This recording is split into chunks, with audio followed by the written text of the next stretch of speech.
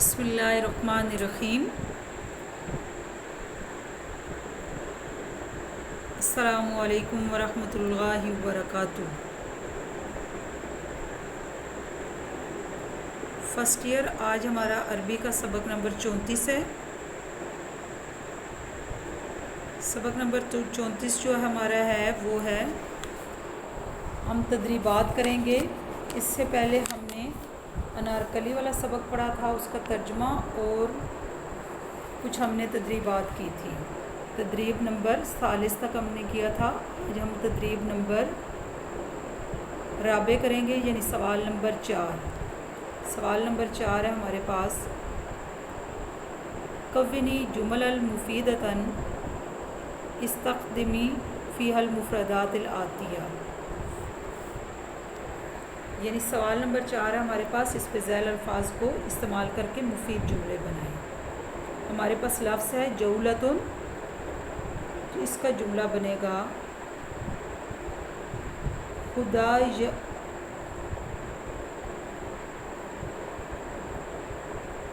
خدایار یقوم بجولۃ فی المحلات التجاریۃ بالغد۔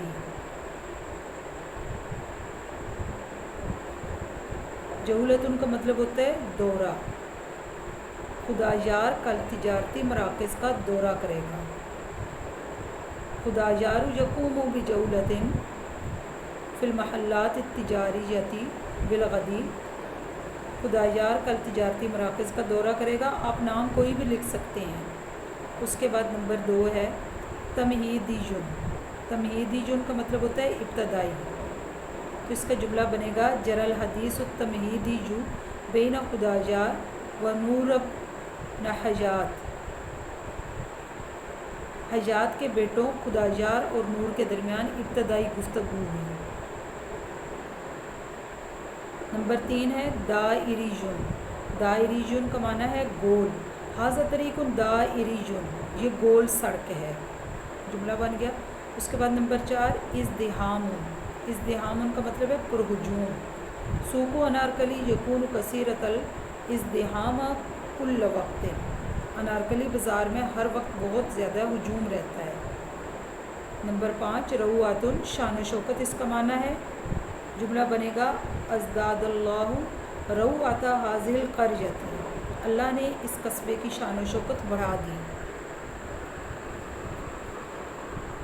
اس کے بعد نمبر 6 ہے لفظ ہمارے پاس رونق۔ رونق، چہل پہل، اس کا جملہ بنے گا العید قریب فینا رتا والتوان رونق کثیر، یعنی عید قریب ہے اور بہت زیادہ رونق ہے۔ اچھا، اس کے بعد ہمارے پاس سوال نمبر 5 ہے۔ سوال نمبر 5 ہے قد وردت جموع کثیرۃ فی الدرس ومنها العلماء جمع سالم وعلی وزن فعلاء من اوزان الجمع فما وزن زوار وہی جمع زائر، کہ سبق میں بہت سی جمع آئی ہیں، ان میں سے علماء، جمع کیا ہے؟ مذکر سالم۔ جمع مذکر سالم کے بارے میں پہلے بتا چکی ہوں کہ جمع مذکر سالم وہ جمع ہوتا ہے جس کا واحد کا صیغہ جمع بناتے ہوئے اپنی اصل پر برقرار رہے، وہ جمع مذکر سالم ہوتا ہے۔ تو یہاں پر علماء جمع سالم مذکر ہے، اور جمع کے اوزان میں سے فعلاء ان کے وزن پر ہے۔ تو وہ کہہ رہے ہیں کہ آپ بتائیں کہ زوارن کا وزن کیا ہے؟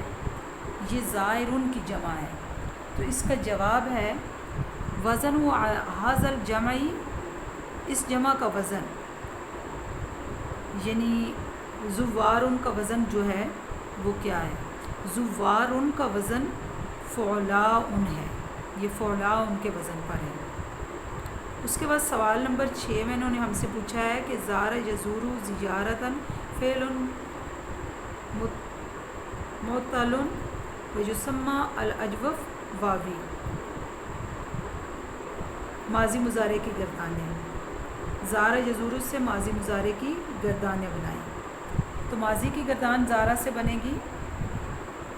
ماضی کی گردان کے 14 صیغے ہوتے ہیں، 3 صیغے مذکر غائب کے، 3 صیغے مؤنث غائب کے اور 3 مذکر حاضر اور 3 مؤنث حاضر کے، اور اس کے بعد ایک واحد متکلم اور ایک جمع متکلم کا 14 صیغے ہوتے ہیں۔ اسی طرح مضارع کی گردان کے بھی 14 صیغے ہوتے ہیں۔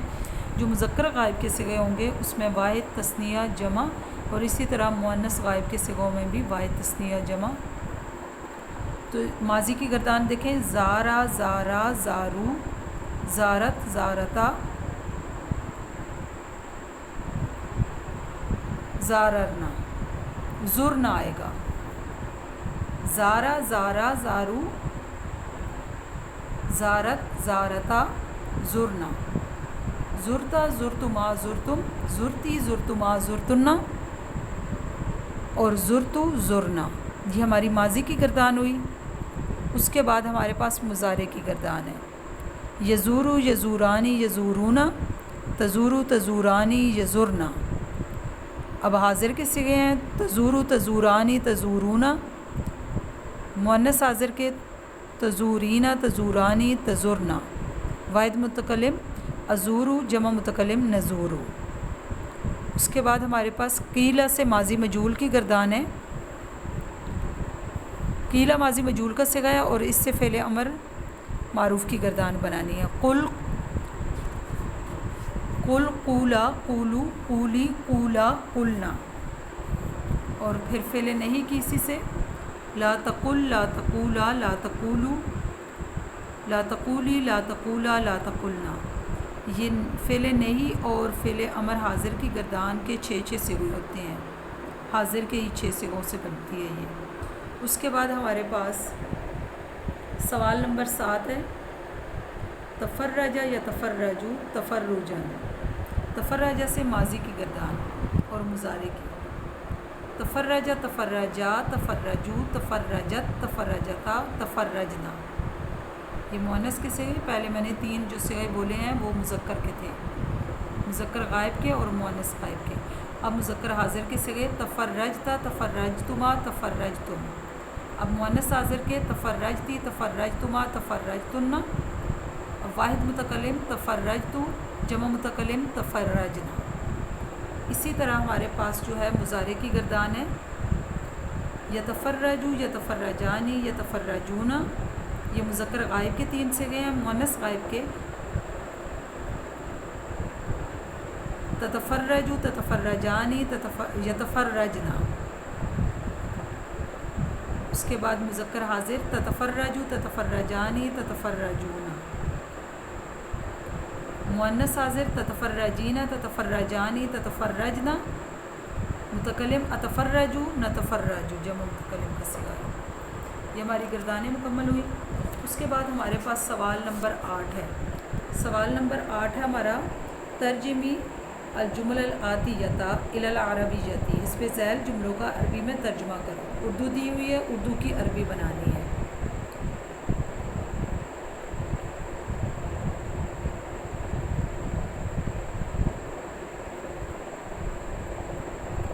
گزشتہ گرمیوں میں ایک سعودی دوست سے میں ملا۔ گزشتہ گرمیوں میں ایک سعودی دوست سے ملا، تو اس کی عربی بنے گی، لاقیت صدیقا سعودیا فی الصیف الماضی۔ اس کے بعد نمبر 2، میں نے انارکلی بازار دیکھا، زرت سوق انارکلی۔ نمبر 3، انارکلی ایک مرکب لفظ ہے، انارکلی لفظ مرکب۔ نمبر 4، خواتین خرید و فروخت زیادہ جانتی ہیں، السیدات ہن، السیدات ہن یعرفن بیعا و شراء کثیرا۔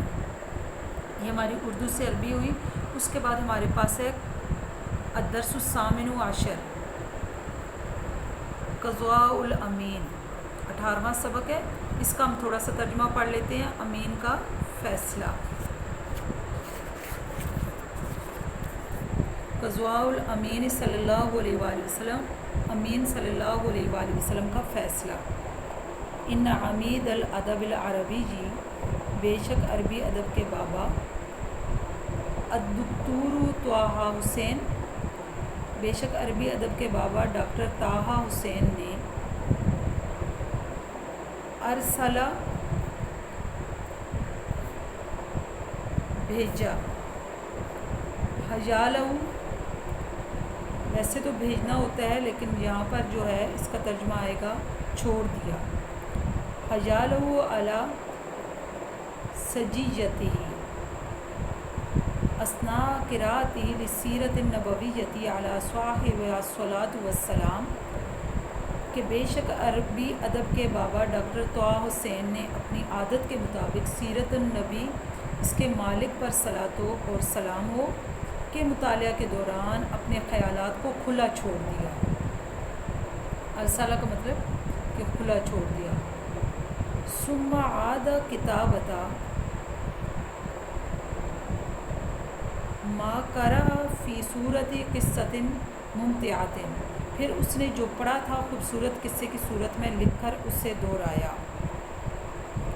لکی یخبب الی الشباب قراءۃ کتب السیرۃ، تاکہ وہ سیرت کی کتابوں کا شوق نوجوانوں میں پیدا کر دے. فجاءت فی ثلاثۃ اجزاء من کتاب سماہ علی ہامش سیرتی، پس یہ کتاب 3 جلدوں میں بنی، اس کا نام اس نے حاشیۂ سیرت رکھا. وہا نحن نعرض فیما یلی نخبۃ منہ، ہم اسی سے ایک انتخاب نیچے پیش کر رہے ہیں. قص فیہا طٰہٰ حسین فی اسلوبہ الرائع الخلاب قصۃ بنیان قریش للکعبۃ، اس انتخاب میں طٰہٰ حسین نے اپنے شاندار خوبصورت انداز میں قریش کی کعبہ کی تعمیر کا قصہ بیان کیا. بعد ان ظہر علیہ الوہن فہدموا البناء القدیم ثم جددوہ بطیب من اموالہم، اس کے بعد کہ اس کعبہ پر بوسیدگی ظاہر ہونے لگی تھی. فہدموا البناء القدیم، بس انہوں نے پرانی عمارت گرا دی. ثم جددوہ بطیب من اموالہم، اور اپنے پاکیزہ مالوں سے اسے از سر نو بنایا. وکان ذلک قبل بعثۃ صلی اللہ علیہ وآلہ وسلم وجعل طٰہٰ حسین القصۃ علی لسان باقوم، یہ قصہ آپ صلی اللہ علیہ وسلم کی بعثت سے پہلے کا ہے. طٰہٰ حسین نے یہ قصہ باقوم کی زبان سے بیان کروایا. ھذا النجار القبطی الذی استعانت بہ قریش علی بناء البیت، یہ باقوم معمار ہے، قریش نے بیت اللہ کی تعمیر میں اس کی مدد طلب کی. قال باقوم فیما قال، باقوم نے اس قصے میں جو کچھ کہا وہ یہ کہا. یہاں تک ہمارا ترجمہ مکمل ہوا. اس ترجمے کو آپ نے اچھی طرح یاد کرنا ہے اور تدریب بھی آپ نے یاد کرنی ہے. فی امان اللہ. اللہ حافظ.